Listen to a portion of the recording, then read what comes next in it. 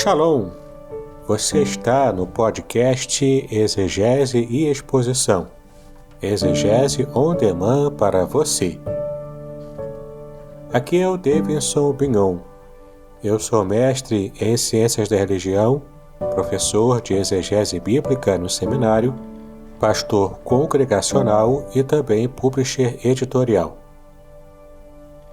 Eu ajudo pastores e líderes cristãos a fazer estudos bíblicos na igreja sem ter problemas com interpretações erradas. Então, se você está pensando em compreender a sua Bíblia com segurança, não deixe de assistir a mais episódios como este aqui. Muito bem, então assine o canal, acione o sininho, curta, comente e também compartilhe. Você poderá me dar uma força me ajudando a ampliar o alcance com os estudos bíblicos de qualidade na internet.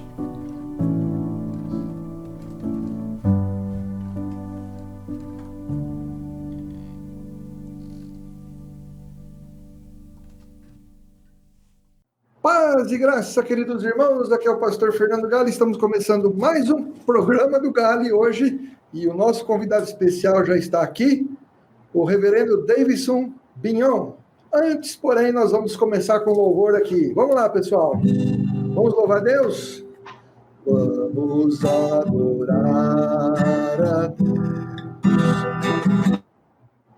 Vamos adorar a Deus.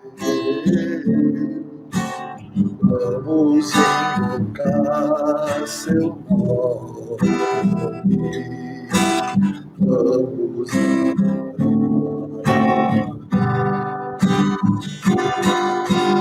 Veio em minha vida um dia especial, tocou meu coração, e esta é a razão por que eu digo que vamos adorar a Deus. Vamos adorar a Deus. É isso aí, essa é a razão do nosso programa, como está dizendo aqui o nosso irmão Kelson Souza. Nosso programa é para dar glória a Deus, não é para fazer briga, não é para pôr pessoas aí em discussão, que não leva a nada, é para levar informação, é para dar oportunidade também, não é o caso do nosso irmão aqui, mas daqueles que são contradizentes, de serem evangelizados também, entendeu? Então, orem por esse programa, porque esse programa, a razão dele é para adorar a Deus, senão tem que parar, tá certo? Seja bem-vindo, reverendo Davidson Bignon. Como é que o senhor está? Tudo bem? Opa, pastor Gali, boa noite, meu irmão. É uma grande alegria, uma grande honra para mim estar aqui, participando desse programa maravilhoso de entrevistas. E boa noite a todos, paz e graça a todos nós. Muito bem. Nós, essa semana, que é a primeira semana do programa, né, nós entrevistamos pessoas de excelente qualidade teológica. Não é diferente do nosso reverendo Davidson Bignon, que, aliás, ele vai explicar a origem desse nome, né? Bignon. Aliás, esses dias atrás, você desculpa eu falar, eu fui comprar filé mignon, eu falei filé mignon, mas não tinha. Então... Mas a origem do seu nome é de onde, pastor? É francês, da parte de pai. Meu pai, ele é descendente, ele é brasileiro, né, mas descendente de franceses, e então é Bignon mesmo, como filé mignon, né, só que com B. Vous parlez français? Não falo francês, é uma vergonha que eu tenho, né? Eu cursei letras, mas não fiz português e literaturas, francês eu não conheço, não. Certo. Je parle un peu, eu falo um pouco. Ok, muito bem, então. Eu queria que o senhor falasse um pouquinho sobre quem é o senhor, de fato, a sua formação teológica, a qual igreja que o irmão atende. Por favor, fique à vontade. Obrigado, pastor. Mais uma vez, eu quero agradecer, né, pelo privilégio de poder estar aqui. no seu programa, que eu admiro muito, acompanho o irmão há muito tempo. Também naquele período, né, mais difícil, que o irmão cuidava da sua mãe, eu acompanhei bastante e realmente orei muito também por ela e pela vida do irmão e pela sua família. Eu sou Davidson Pignon, sou mestre em Ciências da Religião. Eu sou pastor congregacional aqui no Rio de Janeiro, né? Eu atuo aqui no Rio de Janeiro, em São Gonçalo. Eu sou pastor auxiliar do Pastoral Campus, da Igreja Congregacional de Niterói. Eu também sou secretário do Seminário Teológico Congregacional de Niterói e, além disso tudo, sou professor lá também. Sou professor de hebraico, exegese bíblica, outras matérias também, e também atuo como palestrante, escritor. Tenho uma editora que presta serviços editoriais para autores iniciantes. Agora, recentemente, há coisa de 2 anos, eu estou fazendo podcasts, né? Eu tenho um podcast chamado Exegese e Exposição, que eu coloco no meu canal do YouTube e também a pessoa pode assistir pelo agregador de podcast preferido. Muito bem. E o irmão é pastor há quanto tempo? Olha, eu fui ordenado em 2000, então já fazem 21 anos que eu sou pastor, já sou maior de idade ministerialmente. Certo. E o irmão é casado, tem filhos? Eu sou casado com a Márcia Cristina, minha esposa, ela está até aqui do meu lado, assistindo de longe, né? Não temos filhos, eu casei tarde com ela, nós nos casamos tarde, mas é uma bênção, né? A vida de casado é uma bênção. Mas não é porque casou tarde que não teve filho. Eu casei de dia, também não tive.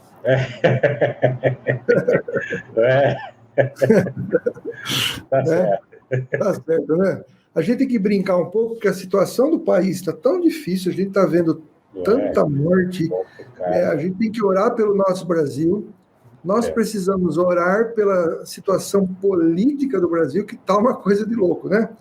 E a gente tem que pedir a Deus para ele intervir, porque a situação realmente está difícil, né? Deixa eu dar um olá para o pessoal que está aqui com a gente: Edivaldo Sebastião, Kelson Souza, Edson Pereira, Milânia Viana SS, né? A graça e a paz para vocês também. E então, vamos começar a fazer algumas perguntas aqui. Eu vou sabatinar esse homem aqui. Qual a importância de estudar hebraico, meu irmão? Rapaz, a importância é muito grande, né? Não por causa dessa tendência que a gente observa no meio evangélico, especialmente no meio de igrejas, né, mais para o lado pentecostal e neopentecostal, não apenas por causa dessa tendência de valorizar a cultura hebraica, os símbolos, né, do judaísmo também, e até algumas práticas, né, oriundas do próprio judaísmo. Não apenas por isso, mas conhecer a cultura, conhecer a língua que o povo de Deus falava no Antigo Testamento e também que subjaz no texto do Novo Testamento, isso faz toda a diferença. Quando a gente consegue compreender a língua, a cultura, no caso a cultura majoritária, que era a cultura judaica, muitos textos do Novo Testamento fazem assim um sentido absurdo quando a gente conhece. Eu creio até que o pastor já deve conhecer aquela famosa comparação que dizem que quando você ler um texto apenas na língua portuguesa, na tradução, né?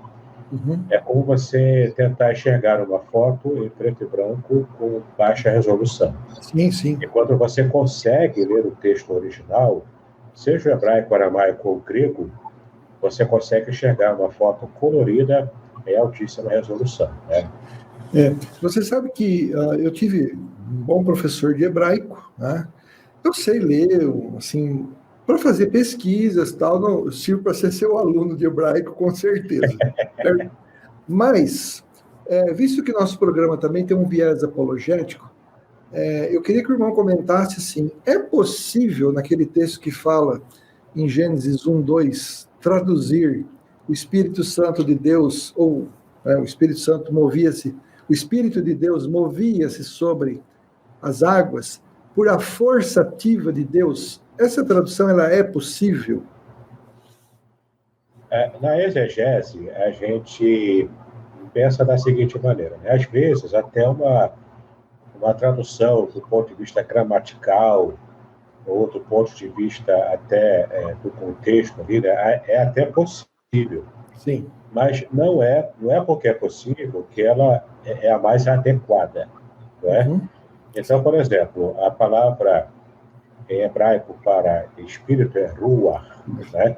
Que aí, dependendo do contexto, você pode entender ruach como o espírito mesmo, né? O espírito divino, como a gente geralmente entende, e pode entender também ruach como ou uma respiração, um fôlego, se bem que tem a palavra neshama em hebraico, que ela é mais específica para fôlego, para respiração.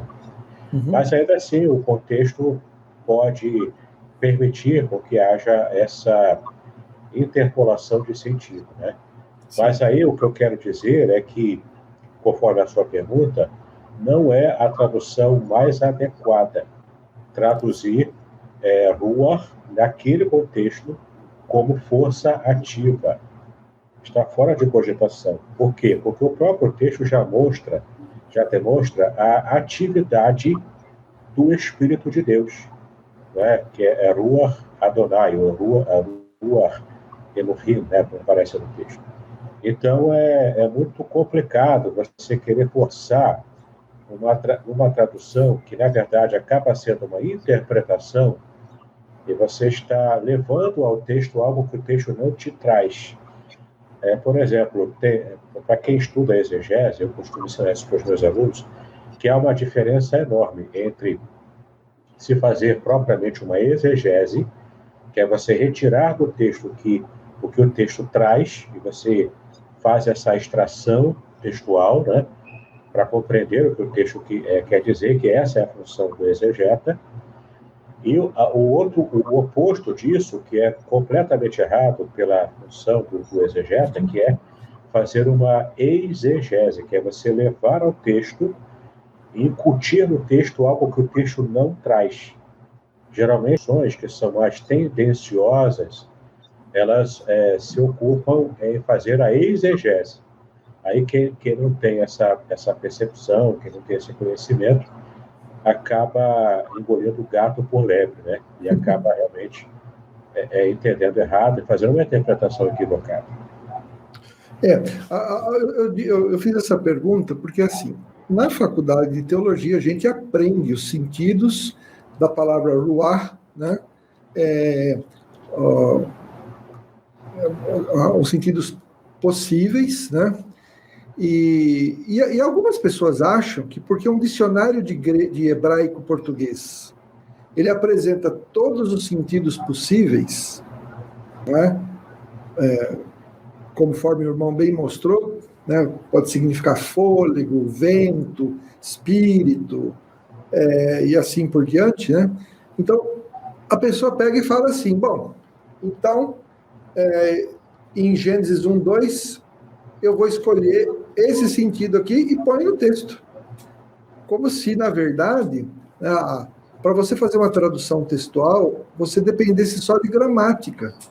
Quando, na verdade, além da gramática, nós temos a teologia. Claro, né? claro. Por exemplo, a palavra Deus no hebraico é Elohim, né? Uma delas, ela é aplicada a deuses falsos, ao Deus verdadeiro, a homens, a anjos, né? Então, veja, ela não pode ter o mesmo significado, né, para todos os textos. Por exemplo, Deus não é Elohim no mesmo sentido que Moisés foi chamado de Elohim, né, em Êxodo 7:1. Então, veja, gramaticalmente falando, eu podia falar, não, Deus tanto faz para um como para outro. O problema é que a Bíblia não é só gramática, né? Então nós temos aqui alguns apologistas, testemunhas de Jeová, que estudaram hebraico, sabe aonde? Na casa da Dinda, né? Entendeu? Na casa da mãe Joana. E ele se estudando sozinho, e ensinando outros sozinhos também, e esse é um discipulado fantástico ali, né? Esse pessoal, eles acham que traduziu a palavra por forçativa, está no escopo de significados possíveis, beleza. E esses caras, o senhor vai falar sobre isso, quando eu fiz exegese, eu tive um professor sensacional, um professor fantástico de exegese, no Seminário Batista Regular, e esse camarada, gênio, né? Muito bom professor. A gente leu muito sobre isso, então a gente aprende que você precisa pesquisar também, para você determinar o sentido de uma palavra, há todo um estudo filológico. Quando é que se usou essa palavra? Em que contexto? Em que região? E há um estudo profundo sobre isso, e os caras vão lá e botam o sentido que querem. Está no escopo de significados possíveis, ó, que maravilha, né? Só que não é assim, né? Aí é fácil, né? Pois é. Bom, a questão do hebraico ainda, né? Tem algumas coisas assim. O senhor já ouviu falar aquela história de que no céu se fala hebraico? O senhor concorda com isso? Isso aí é uma espécie de espiritualização de uma língua. O senhor está servido? Obrigado. Isso aí acho que é. Oi? Eu ganhei de presente, assim, né? Tá? Então, eu estou só mostrando para o pessoal. Só para botar água na boca, né? É o suco de maracujá sem açúcar. Estou com a minha água aqui, ó. Minha aguinha aqui. Beleza, faz bem. Então, sobre o hebraico ser falado lá no céu, como é que é isso? Sim, isso aí é uma espiritualização, né? Talvez até por influência da Cabala, que é essa área esotérica, né? Esse lado esotérico dentro da tradição judaica, e talvez por influência disso, ou simplesmente pela tendência normal que o ser humano tem de querer trazer uma espiritualização ou uma ressignificação, né, de algo para poder dar mais importância a esse algo. Tá. No caso, a língua hebraica, né? Alguns dizem que Adão e Eva falavam em hebraico. O texto, ele foi registrado em hebraico, entendeu? E não há dúvida de que o hebraico é uma língua sagrada, ela tem uma santidade própria, ela tem uma gama de significados que trazem para aquele que se dedica ao seu estudo, né, a uma exegese também, e traz assim um significado muito mais abrangente e profundo do que a nossa língua portuguesa, por exemplo, dá conta. Com a mesma tradução para uma outra língua, como inglês, francês, italiano, espanhol, enfim. Mas a questão é que não é por isso que a gente deve divinizar a língua ou espiritualizar a língua, não é? A língua que vamos falar no céu, não sei. Quando eu chegar lá, eu te falo qual é. Mas me fala só quando eu chegar, viu? Então. Mas a verdade é que ninguém sabe, né? Por exemplo, algumas pessoas falam sobre um tema transversal, né? Que não é bem o que você perguntou, mas a língua dos anjos, né? O que seria essa língua dos anjos? Aí, quando o pessoal fala, a língua dos anjos é o dom de Libras. Não é isso que o texto quer dizer, né? O texto lá do Novo Testamento de Paulo, em 1 Coríntios 13, é outra coisa isso aí. Aliás, 1 Coríntios 12, né? E 13 também. Então, não tem nada a ver uma coisa com a outra, né? Eu sempre digo, né, em tom de brincadeira, mas para explicar esse fenômeno, né? Quem fala a língua de anjo, não é homem. O homem fala a língua de homem, certo? Verdade, né? A língua que falaremos no céu, a gente ainda vai descobrir, né? Como que as coisas vão funcionar. Quando chegarmos lá, saberemos com certeza. O senhor tinha dito que saber hebraico é como enxergar uma foto, né, em 8K, né, e não saber hebraico é ler o texto com baixa resolução. O senhor podia dar um exemplo?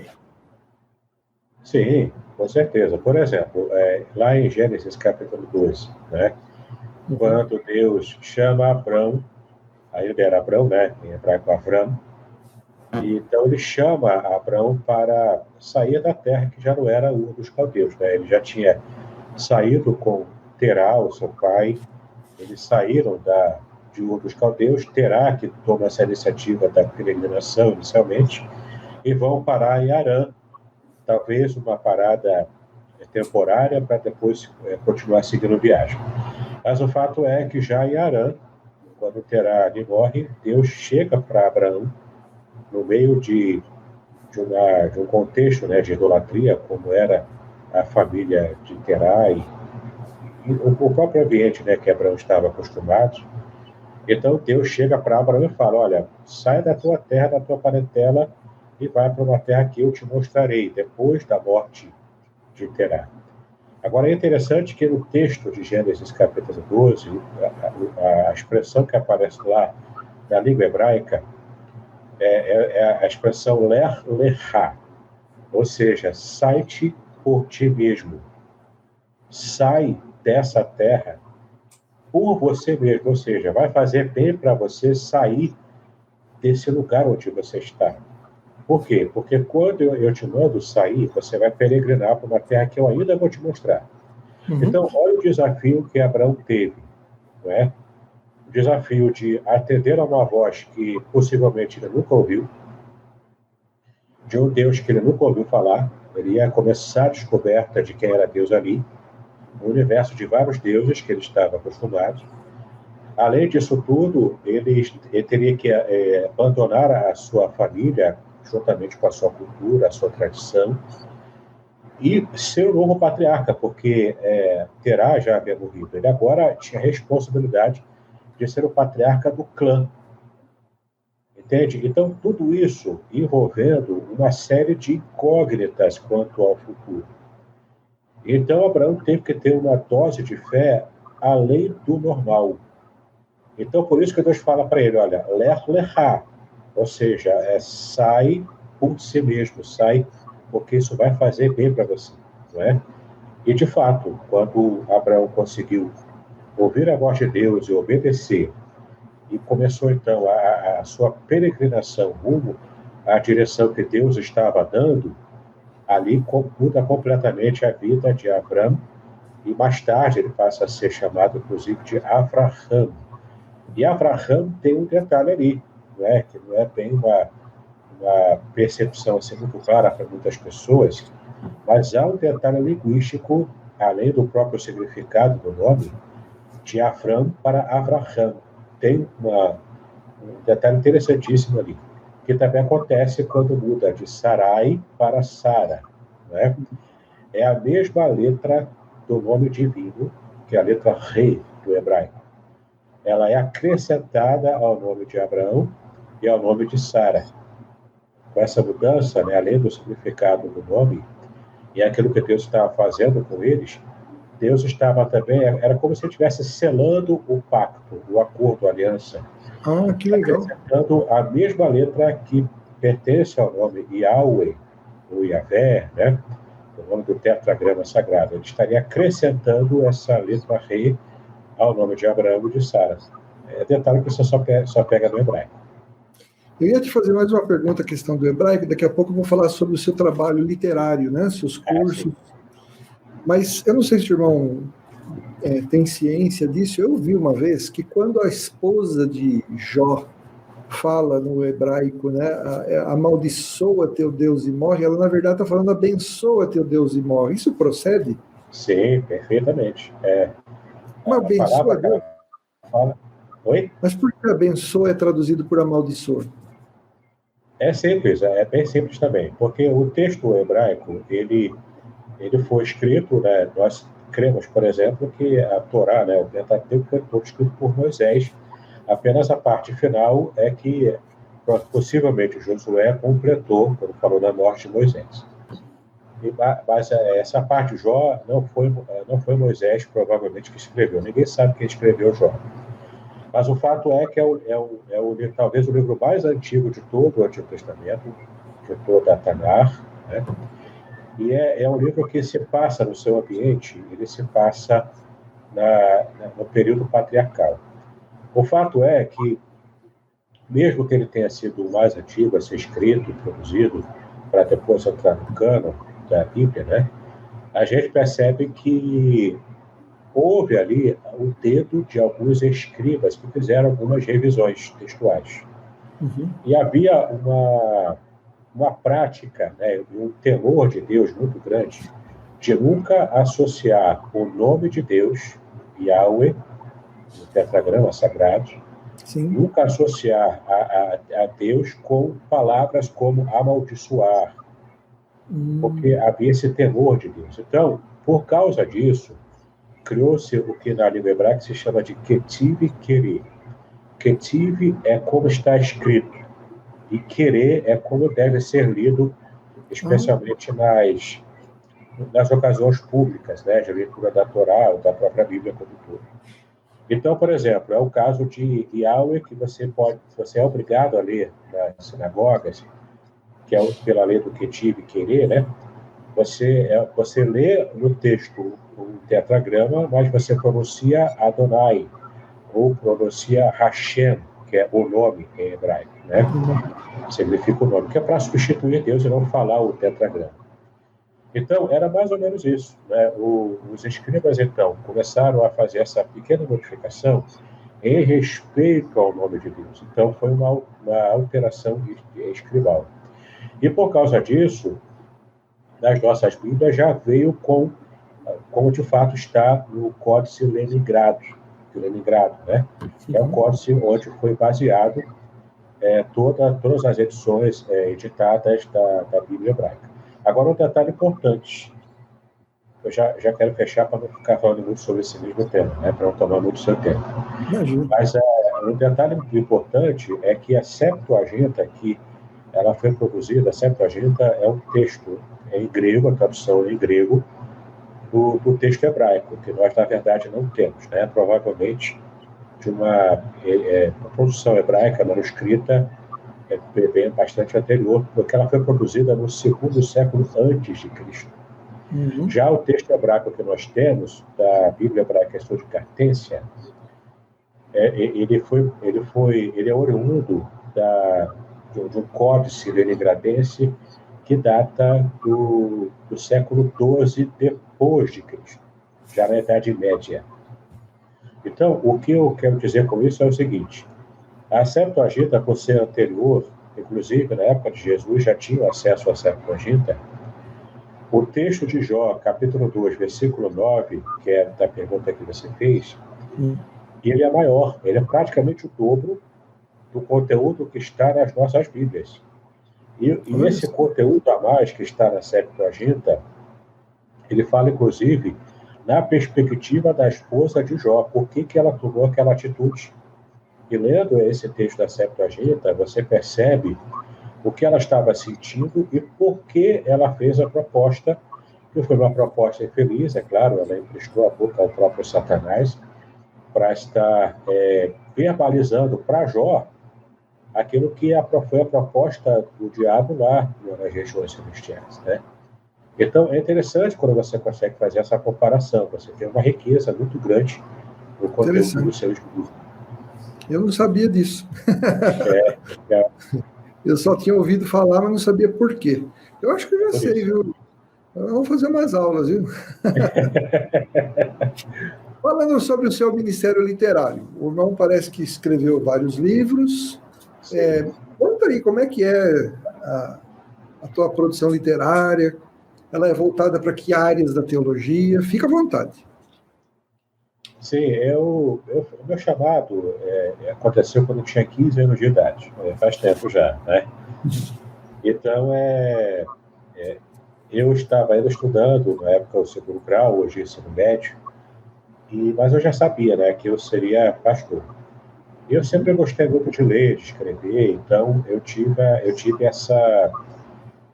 esse chamado especial de Deus para produzir, né? Então, logo depois que eu fiz o seminário, depois o mestrado, eu logo engatei no curso de letras, com o objetivo específico de aprender mais a língua portuguesa para produzir livros.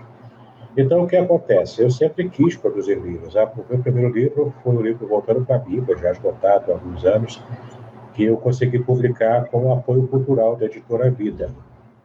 Depois eu produzi outros livros e fui aprendendo aos poucos a fazer, né? Fui produzindo o meu 2º livro, que foi o Recados do Céu, sobre temas atuais à luz da Bíblia, como aborto, eutanásia, suicídio, pena de morte, né? Trabalhei esses temas, ainda de modo muito embrionário ainda, né? Muito amador ainda, mas eu consegui produzir. Depois eu comecei a ter um trabalho mais interessante, né? Do ponto de vista mais literário mesmo. Eu escrevi uma comédia chamada O Apóstolo do Bigode Santo. O apóstolo... O Apóstolo do Bigode Santo. É como se eu fosse o Don Quixote. Eu meio que converti, entre aspas, o Don Quixote, só que ele fez ele membro de uma seita. Lendo o livro você vai entender, depois eu posso até te enviar um exemplar de presente. Opa! Eu meio que cristianizei ele, né? Ele entrou por uma seita, ficou maluco, achou que ele era o apóstolo do Bigode Santo, criou uma igreja numa caverna, enfim. Eu segui todo aquele trajeto de Don Quixote até finalizar o livro com a conversão dele também, né? Mas eu não quero dar muitos spoilers. Depois eu fiz também livros mais assim, mais acadêmicos mesmo, né? O meu primeiro livro mais acadêmico foi A Semente e a Palavra. É um livro que eu trato sobre a nova homilética. Então, embora eu seja um pregador do tipo pregador raiz, que gosta de sermões expositivos, mas eu percebi há alguns anos atrás que não existia e não existe ainda material sobre nova homilética. Então, eu fiz uma pesquisa e eu consegui, então, produzir a Semente e a Palavra, que você consegue encontrar na Amazon para compra em e-book. Tem também outros livros de cunho mais devocional e vários e-books também, e-books sobre os Simpsons também, né? Homer Simpson, o meu herege favorito. Né? Também produzo material assim que fala sobre desigrejados e por aí vai. Certo. E o irmão também tem cursos sobre Trindade, né? Sobre exegese, é isso? Sim, eu tenho 4 cursos que já está completamente gravado e já está disponível, né? Tenho 2 cursos gratuitos na plataforma Udemy, que é só quem estiver interessado, é só entrar na plataforma, fazer o cadastro gratuito e acessar o curso gratuitamente. O primeiro curso é o curso de pregação, o próprio curso que é baseado nesse meu livro que eu falei, né? Que é o curso de nova homilética. Ali você consegue acessar o resumo desse meu livro, toda em forma de curso e gratuitamente. E também você consegue acessar ali o meu curso de interpretação bíblica, né? Agora me fugiu o título do meu curso, agora me fugiu o título, mas lembrando a fala. Mas é um curso também com o meu nome que você consegue também acessar gratuitamente lá. E eu tenho 2 cursos, esses são pagos, né? O primeiro curso é o de Introdução à Exegese Bíblica e o segundo curso, que é esse que o irmão se refere, a Trindade Revelada na Bíblia Hebraica. Esse último curso eu trabalho a interpretação de judeus messiânicos que são trinitarianos. Uau! E eles enxergam, tem vários, não é só um, não, são vários. E tem assim, uma abordagem muito consistente na Bíblia hebraica para demonstrar que o hebraico já dava pistas bastante sólidas do que mais tarde no Novo Testamento a gente percebeu que é a doutrina mais trabalhada, né, mesmo, e revelada da própria Trindade. Então, é bem interessante. O curso está completinho, você pode assistir. E esse eu também pretendo te dar de presente, viu, pastor? Vou te dar esse curso que eu vou fazer. Opa, claro, com certeza. As pessoas que quiserem adquirir esse curso, é claro, eu vou colocar o seu contato aqui, tá? Sim. Abaixo aqui na descrição da nossa entrevista. Agora eu tenho uma curiosidade, né? Porque assim, você sabe que eu já falei umas 2 horas de Trindade na internet, né? Eu sei, eu fiz o seu curso. Então, mas assim, às vezes, os não trinitários, quando ouvem a gente falar, tem Trindade no Antigo Testamento, Às vezes a gente não é muito feliz em falar isso, porque dá a impressão, do jeito que alguns falam, que já tem toda a teologia da Trindade pronta no Antigo Testamento. Não, tem. E aí o camarada chega e pergunta, então por que o judeu não cria na Trindade? Né?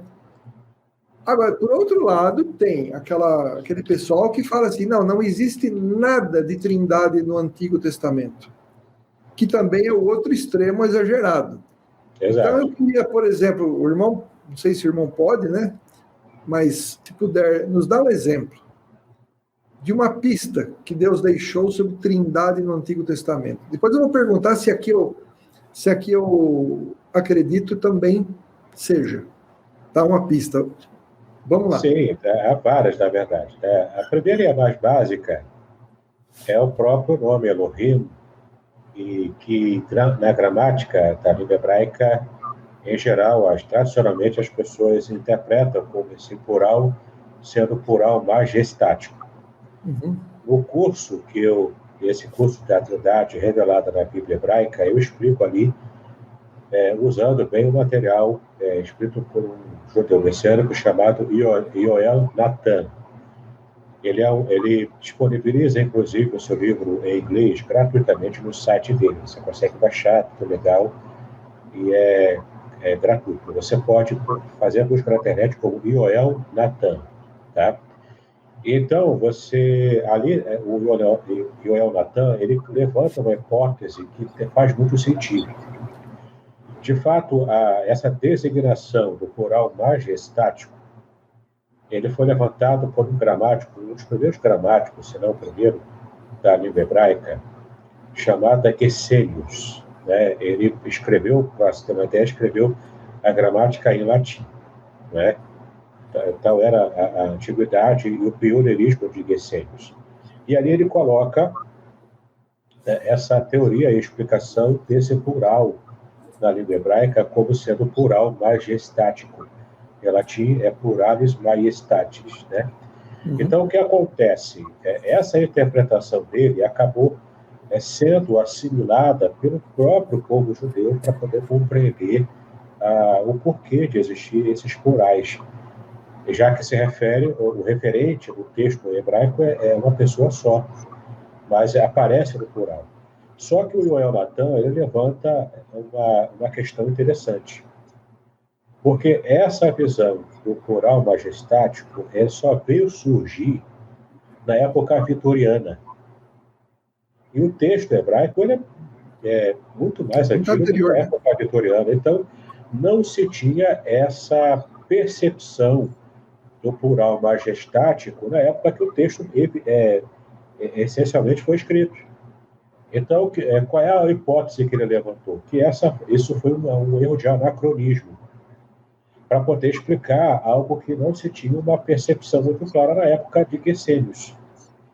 Então, muito provavelmente, eu levanto aí o elenco nesse curso, todas as hipóteses para o entendimento desse plural. Tá bom? Então, na minha opinião, já vou dar um pouco de spoiler aqui, né? Uhum. Talvez de primeira mão para a sua audiência, né? Opa. Que, na minha percepção, ali é um plural coletivo, que é a percepção de Yoel Natan também. Podcast Exegese e Exposição. Exegese on demand para você.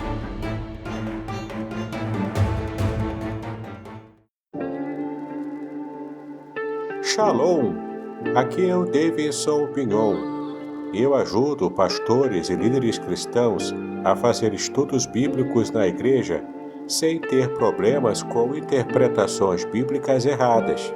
Então, se você está pensando em compreender a sua Bíblia com segurança, não deixe de assistir a mais conteúdos como este aqui neste canal.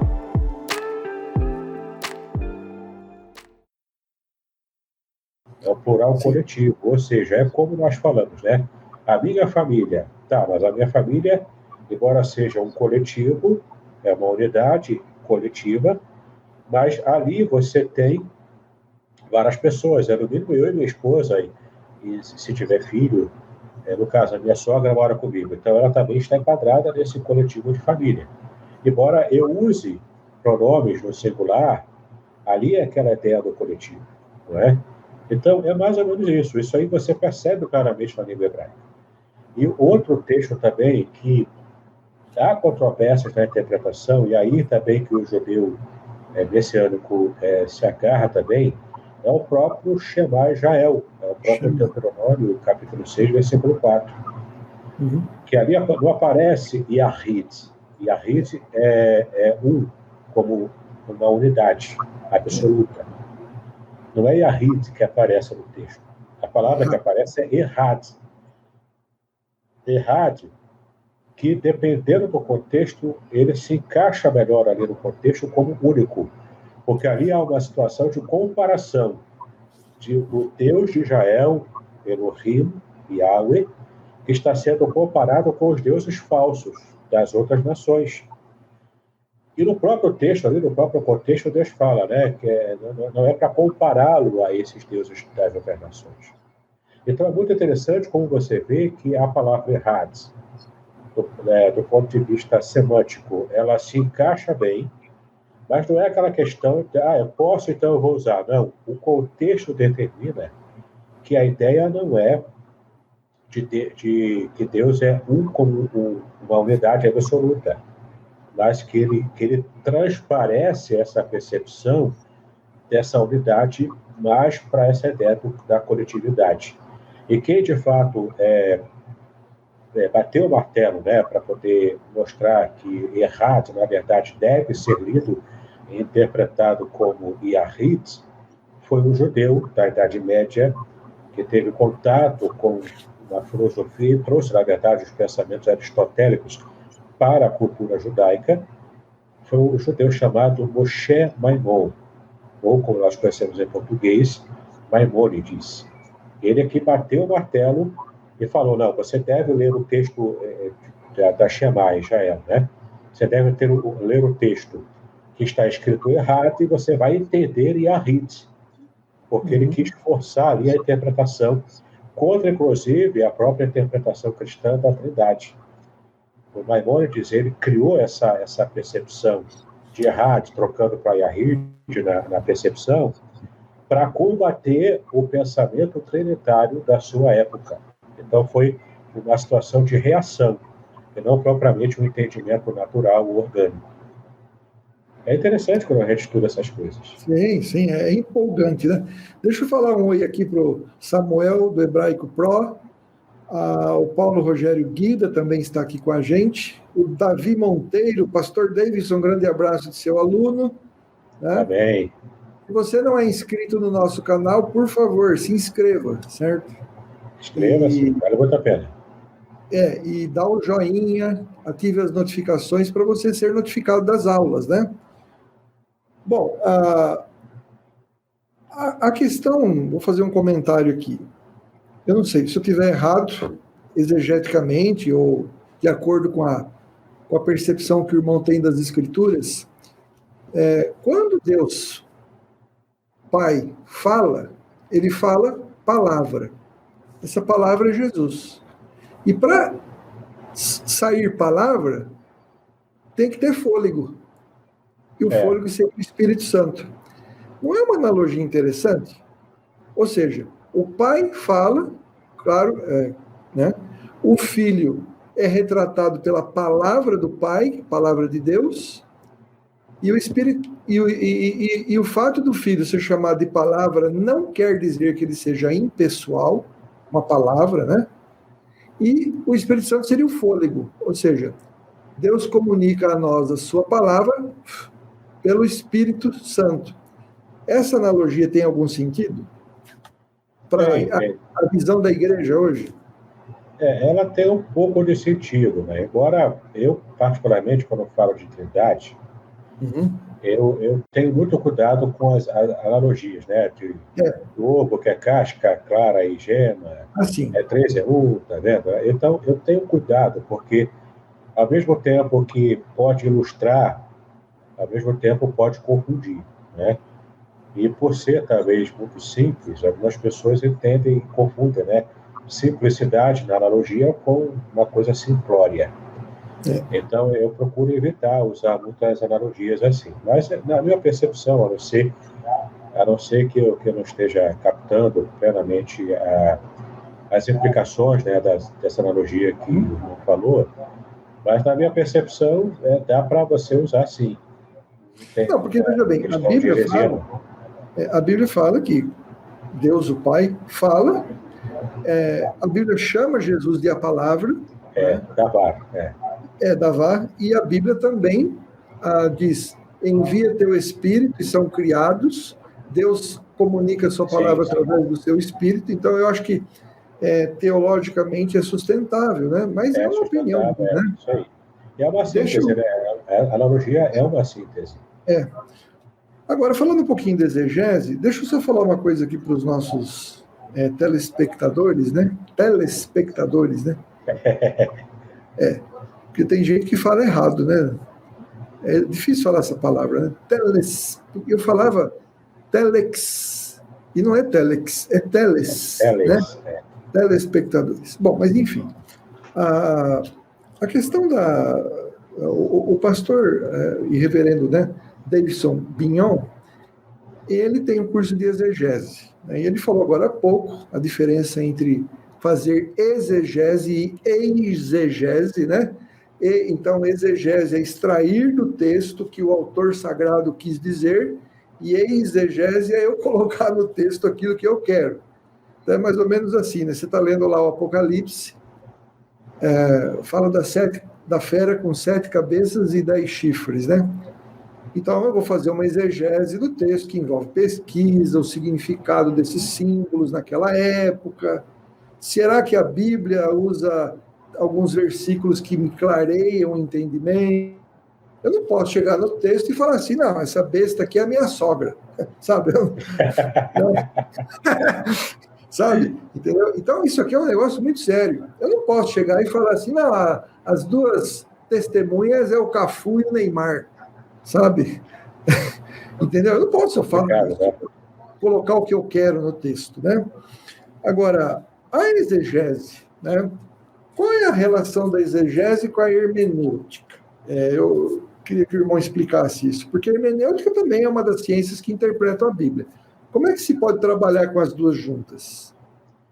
Na minha percepção, embora haja autores que pensam o contrário do que eu vou explicar, mas, na minha percepção, a hermenêutica é a ciência maior e ela vai se servir de ferramentas para executar o seu trabalho de interpretação bíblica, né? Certo. E, inclusive, explicando sobre hermenêutica em uma igreja, né? O irmão leigo, né? A pessoa leiga que não compreende bem, ela, uma vez que perguntaram, mas para que hermenêutica? Fica inventando negócio de hermenêutica, de teologia, não precisa nada disso, é só ler a Bíblia e acabou. Eu sei, meu irmão, minha irmã, mas a questão é, se você não interpretar, você não entende o que está lendo. A interpretação ela é básica até para a leitura, para fazer uma prova de faculdade, de escola, né? Para você ler o jornal, uma revista, enfim. Então, na minha percepção, a hermenêutica é a ciência maior e o objetivo dela é interpretar, no caso, o texto bíblico, no caso da hermenêutica bíblica, né? Porque também tem a hermenêutica jurídica, a hermenêutica literária, né? No nosso caso é a bíblica. Então, a hermenêutica trabalha a interpretação da Bíblia e ela vai se usar de ferramentas. Uma dessas ferramentas é a exegese. Porque a exegese mesmo propriamente dita, a exegese mais profissional, acadêmica, ela vai fundo na gramática da língua original e ela vai buscar também comparação de versões, especialmente as versões clássicas, como no caso do Antigo Testamento. Vai para o original hebraico, o aramaico, vai depois para a versão da Septuaginta, depois a Vulgata Latina e as versões mais clássicas e antigas também, né, em outras línguas famosas e importantes. Então, você pode fazer uma exegese assim, mais despretensiosa, digamos assim, se você não tiver um conhecimento muito profundo das línguas originais. Então, como parte desse trabalho hermenêutico, né, você fazendo uma comparação de versões na tradução, pode ser, de uma forma bem despretensiosa, ser considerado uma espécie de exegese não acadêmica. Agora, com rigor acadêmico, direitinho, fazendo uma peça exegética, tem toda uma formatação, aí não tem como fugir, tem que ir para o texto original, né? E para fazer uma pregação, um sermão, eu não sei esses sermões que o pessoal prega contando a própria história, experiências, né? Mas se o cara realmente quer fazer um sermão expositivo, um sermão que quer explorar, de fato, o texto bíblico, ele quer esgotar, pelo menos, ou pelo menos tentar chegar perto disso, né? De esgotar o assunto que o texto traz, ele precisa de uma exegese um pouco mais elaborada. A importância é crucial. Sem exegese, você não faz hermenêutica. Uma vez eu ouvi de um pregador, né? Que ele falou assim, olha, eu todo domingo chego às 6 horas no templo, no gabinete meu, o culto começa às 7, então eu preparo o pessoal, tudo, e aí eu tenho que estar às 6h30 no meu gabinete, porque eu sempre reservo 20 minutos para preparar meu sermão. Eu falei, meu Deus do céu. Ele crente que estava abafando, né? Porque sai quentinho do forno, né? Pois é. Sem substância, sem alimento, sem... Né? Água com açúcar, né? Água com açúcar gospel. Água com açúcar gospel. Não, eu até acredito que Deus, né, em sua infinita misericórdia, cabe fazendo muita coisa através de pouca coisa. Mas você perder, né? Só para te dar um exemplo, aqui quem tem que ser o professor aqui é ele, né? Mas eu vou dar um exemplo, tá? Quando você lê em Lucas 3,14, olha a importância de você mergulhar fundo no texto. Você pega Lucas 3,14, João Batista, aparece ali uma rapax legomenas. O que é isso, né? Rapax legomenas são palavras que aparecem uma única vez na Bíblia, né? Então, em Lucas 3,14, a gente vê o seguinte, vou dar um exemplo aqui para você ver. João Batista fala assim, ele estava fazendo uma pregação, né? Conclamando as pessoas ao batismo, à conversão, né? Então ele fala para alguns, na parte B do versículo 14, de ninguém tomeis nada à força, nem façais denúncia falsa, e contentai-vos com o vosso salário. Essa expressão, fazer denúncia falsa, se eu não me engano, vem do grego sukofantel, que significa literalmente contar figos. O que tem a ver contar figos com a fala de João Batista, né? Aí eu fui atrás um dia, e porque eu estava lendo o texto grego, e eu vi essa palavra, um comentário, né, dizendo que essa palavra era uma rapax legomena. E citava uma publicação que explicava isso, né? Um dicionário em inglês, inclusive. Um comentário em inglês. Aí eu descobri o seguinte, que em Jerusalém se fazia muito contrabando de figos. E o imperador romano, ele pagava, né, para quem delatasse, dedurasse quem fazia isso. E ele dava uma gorjeta pro camarada. O que acontece? Os camaradas começaram a delatar falsamente para ganhar a gorjeta. O pessoal pergunta assim, né? Quando surgiu os brasileiros? Eu falo assim, surgiu lá em Jerusalém, já tinha uns lá. Eu não sei de que partido eles eram, inclusive, viu? Eu não sei de que partido político eles eram, eu arrisco dizer, mas não vou falar isso aqui. Certo? Mas o camarada delatava falsamente, só para ganhar o dinheiro. Então, essa expressão, sukofantel, no grego, passou a ser uma linguagem, uma expressão idiomática, né, contar figos, significando alguém que delatava falsamente, que virou, então, na tradução, acusar falsamente. Né? Então, quando você... Olha, um único versículo faz você, uma única palavra, faz você não só saber a origem da palavra, o que ela quer dizer, por que foi dito, mas faz a gente mergulhar na história da contexto. E isso é fascinante, né? Isso é fascinante, né? Até mesmo a língua portuguesa, me permite só dar um adendozinho. Por exemplo, eu tenho aqui um facsímile da primeira edição do Novo Testamento de João Ferreira de Almeida. Que eu tenho um irmão que faz isso, eu comprei o facsímile e tenho aqui. Lá em Mateus 1, 28, ali o modo como João Ferreira... Mateus 1, 28. Ali o modo...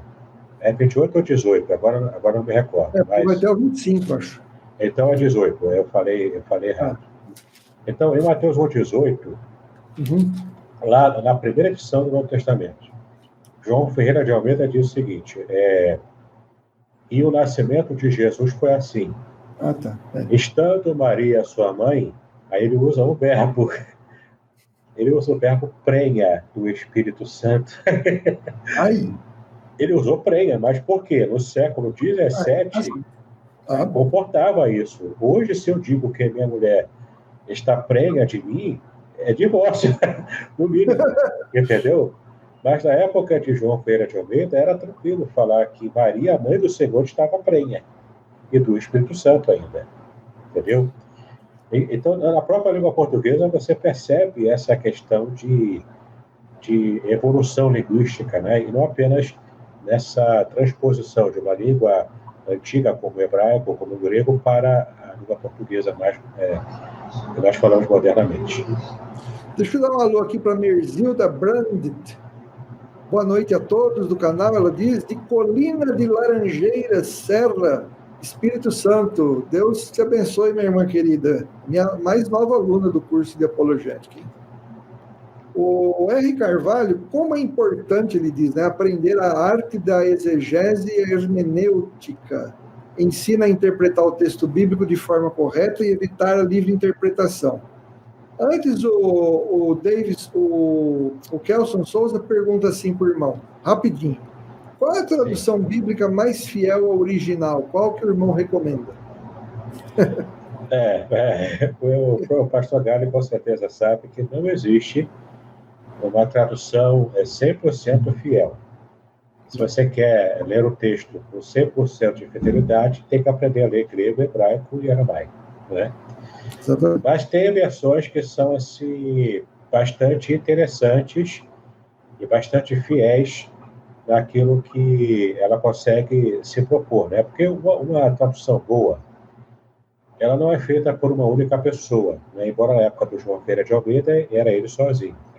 Mas mesmo ele não aguentou traduzir a Bíblia toda, ficou uma parte do Antigo Testamento, porque ele morreu antes de conseguir traduzir. Então, teve que ter ajuda pós-morte, né? Agora, hoje em dia, as melhores traduções da Bíblia são feitas por equipes.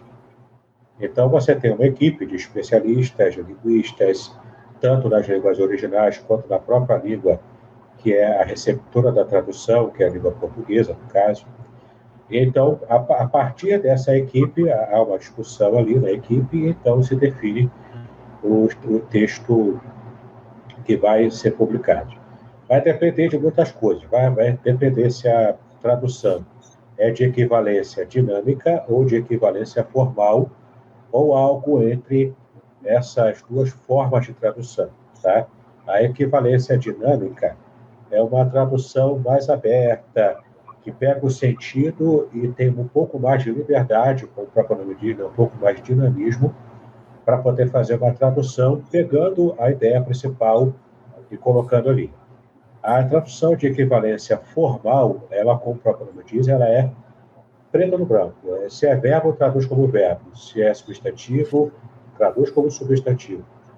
E trabalha minimamente uma adaptação linguística para que possa fazer sentido, no caso, a língua portuguesa, né? Então, vai depender da filosofia de tradução da equipe que fez a tradução.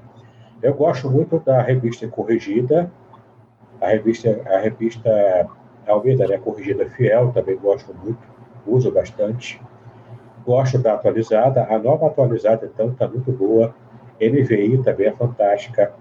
Tem as Bíblias católicas, duas que eu gosto muito de usar, que é a de Jerusalém, né, muito conhecida, e também a TEB, a Tradução Ecumênica da Bíblia, que também é fantástica. Eu também gosto bastante, embora não tenha muito valor acadêmico, mas eu também gosto da Bíblia do Peregrino, porque o Luiz Alonso Choquel, que é até o autor do dicionário de hebraico muito famoso, muito importante também na nossa língua portuguesa, ele foi o responsável por essa tradução. E ela tem uma pegada assim, bastante cultural na Bíblia hebraica. Então, também uso bastante tradução judaica para fazer comparação, né? Não é nada se compara aí ao texto original. Então, agora, sobre o seu curso de exegese, quais são os pontos altos dele? Ele prepara o aluno para quê? Então, fala um pouquinho. Eu pego o aluno desde o começo, né? Eu explico ali, nesse curso, eu explico o método de fazer uma exegese, que é bem simples, na verdade, você entender como é que funciona o método, né? Tem toda as partes para você poder chegar ao texto final de uma exegese pronta. Então, desde como você escolhe uma perícope, que é a porção do texto que você vai analisar, desde a técnica de você buscar na língua hebraica ou na grega, de você buscar e fazer análise do texto, comparação de versões, você fazer a busca em comentários para você resgatar, seja um comentário de arqueologia, seja uma explicação sobre cultura antiga. Então, eu ensino também nesse curso, eu explico ali, mostro softwares, sites. Por exemplo, não sei se o Samuel ainda está por aqui com a gente, o Samuel Monteiro, mas ele tem um site muito bom para fazer esse trabalho com quem trabalha com hebraico, né? Que é o site Hebraico Pro. Ele é muito bom, cara. Essa semana, inclusive, eu mostrei para os meus alunos do seminário. Então, eu ensino isso, eu ensino desde o começo todo o processo para fazer a exegese até chegar no final.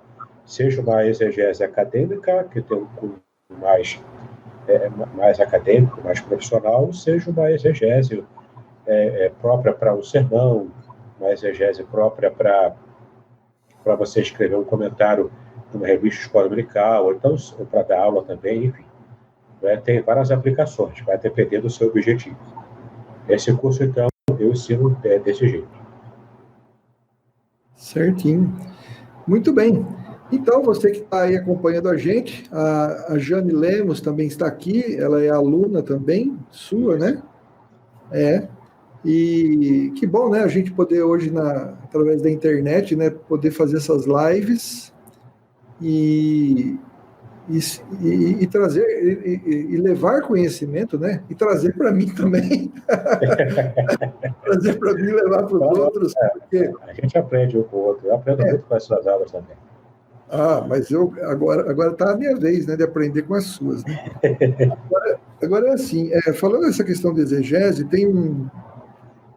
uma vez eu estava estudando algumas palavras no grego que têm valor jurídico, comercial, da área da medicina, e é um negócio fascinante. Né? Eu sempre gostei de etimologia de palavras, né, porque isso é empolgante, isso, né? Você saber que sobre a pele das palavras existe muita história, né?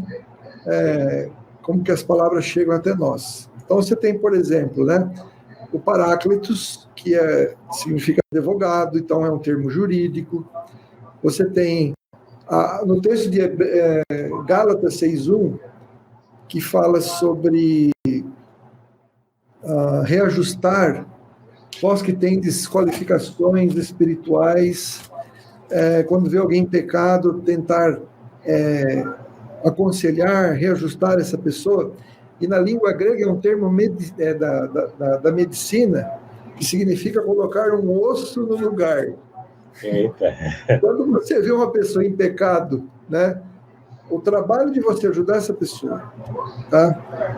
A não ser quando ela é sem vergonha, né? Porque Às vezes aparece cada uma para mim que não faz, não tem o menor cabimento, né? Às vezes a pessoa vem, ela confessa um pecado, mas na verdade ela não confessa para o pastor dela, ela confessa para outro porque ele não quer se envolver com a igreja, com o pastor, então ele confessa os pecados para pessoas de longe da igreja dele, né?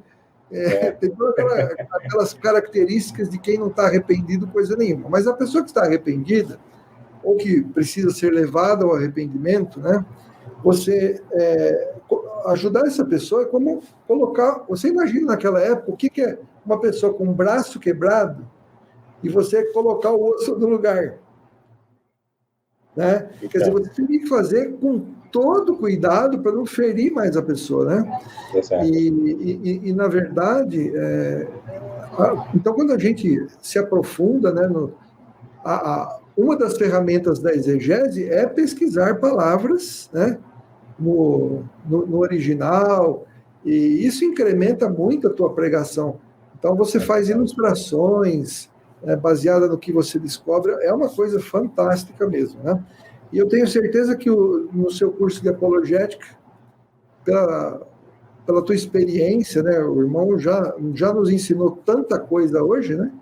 E eu tenho certeza que os alunos devem, se matriculem no curso de exegese do nosso irmão Davidson Binhon, e também naquele sobre a Trindade do Antigo Testamento. Porque são matérias muito ricas e indispensáveis para nós fazermos até uma defesa da fé.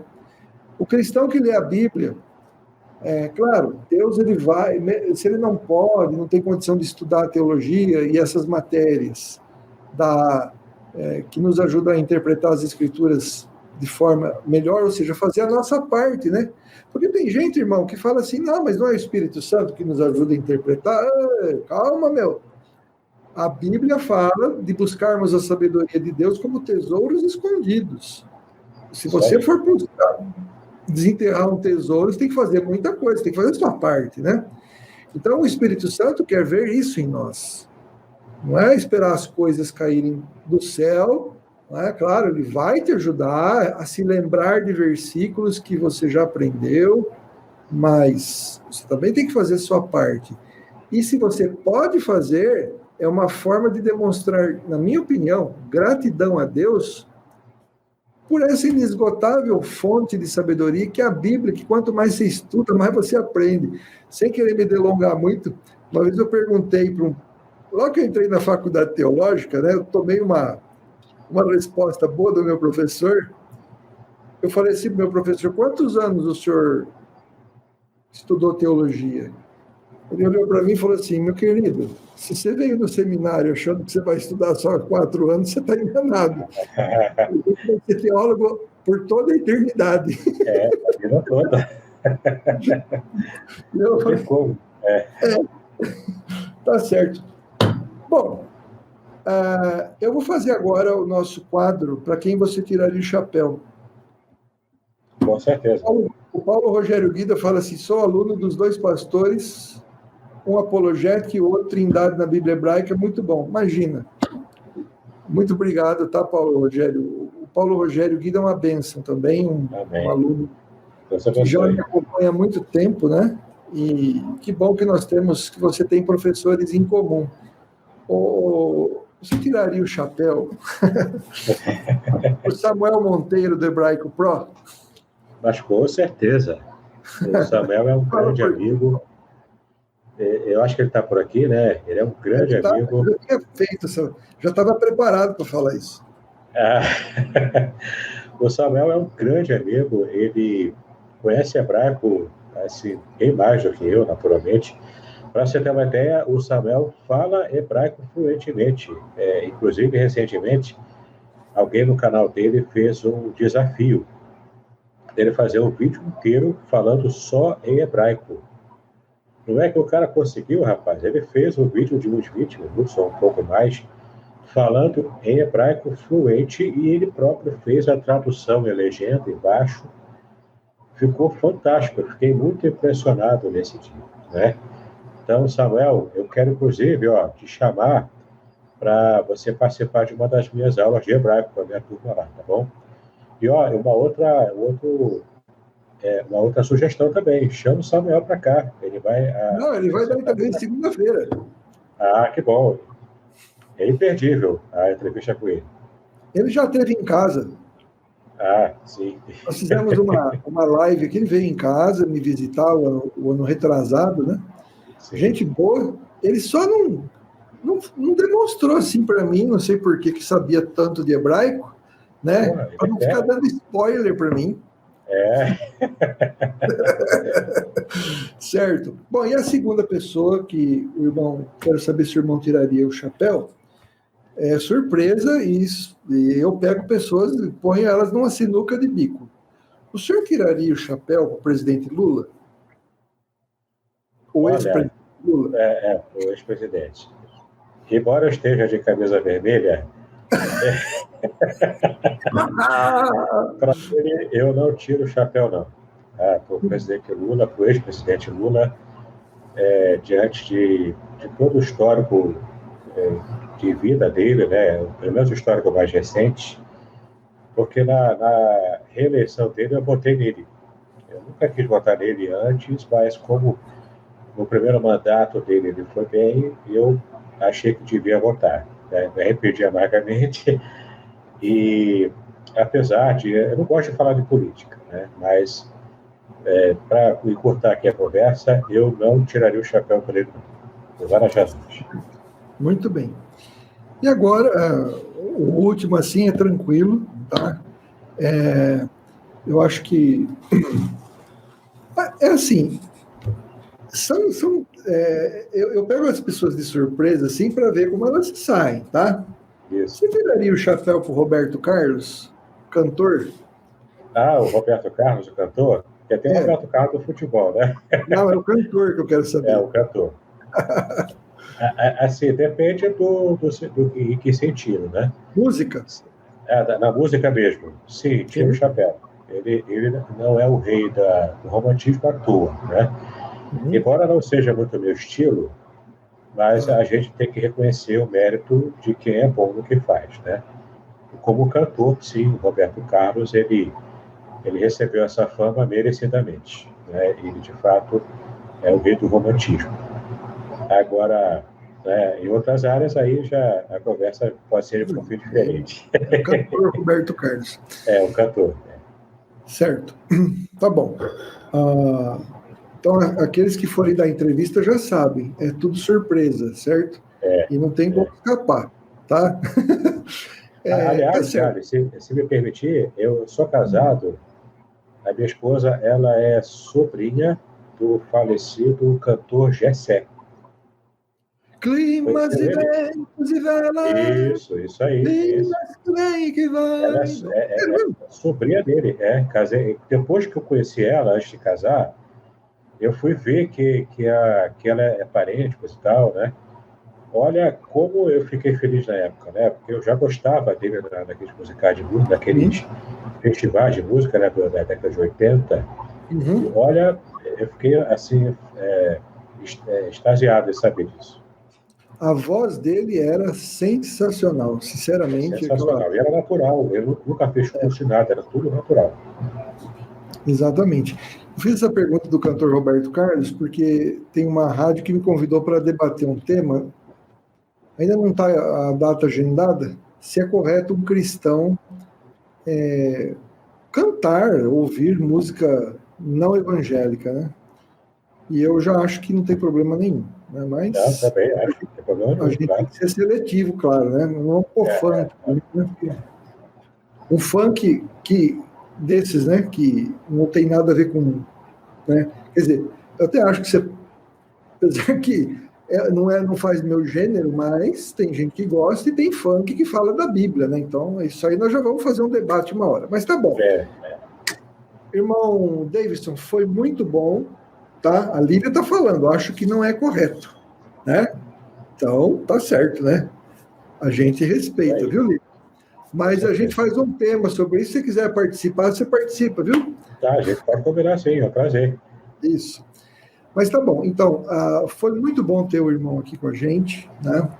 Eu espero que não seja só essa entrevista, que mais à frente o irmão também volte para falar de outras de assuntos também tão empolgantes como esses que a gente viu. Novamente eu falo para você, adquira os cursos do pastor e reverendo Davidson Bignon, né? As informações para você adquirir o curso, o site dele, o contato, estão todas aqui, vão ficar daqui a pouquinho, tá? Assim que eu encerrar a live, vão ficar aqui para você entrar em contato com ele então, tá certo? Muito obrigado pela sua presença, tá? Na nossa live, a todos que nos assistiram, que Deus abençoe também. O Carvalho já falou, sou do rap, né? Então tá. E o rap é legal. Que Deus abençoe sua vida. Até o nosso próximo programa do Gale, para a glória de Deus. Fui. Shalom. Shalom, Adonai.